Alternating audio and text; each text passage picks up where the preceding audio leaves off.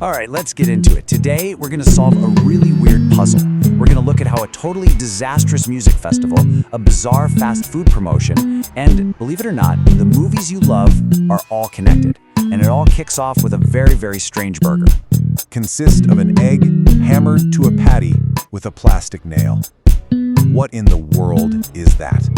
It sounds like something out of a comedy sketch, but I promise you, this was a real item on a real menu from a huge global fast food chain. And the story behind it, well, it tells us a ton about the world we're all living in right now. So here's the real head-scratcher. What on earth connects a company like Burger King to a radical, and I mean radical, political artist?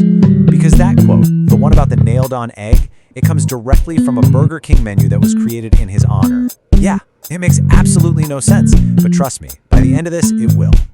Okay, so on one side of this, you've got Burger King, the poster child for global fast food capitalism. And on the other side, you have Petra Pawlenski, a Russian performance artist who is famous for these incredibly extreme acts of political protest. We're talking about sewing his own mouth shut to protest censorship, or literally nailing his own scrotum to the cobblestones of Red Square.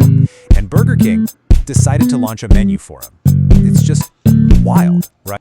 To figure out why a giant corporation would ever co-opt an act of extreme political defiance just to sell a hamburger, we actually have to hit rewind. We need to look at a completely different story, one I guarantee you've heard of. A story about a party that was sold as an absolute dream, but turned out to be a total nightmare. Right. Let's talk about the Fyre Festival.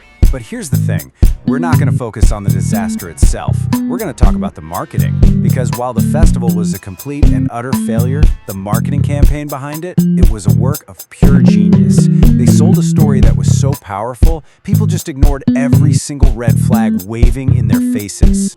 Now, how they pulled it off is fascinating, and it really boils down to these 5 pillars. First up, they knew exactly who to target. Wealthy millennials who are obsessed with exclusivity. Second, they used influencers and models as social proof.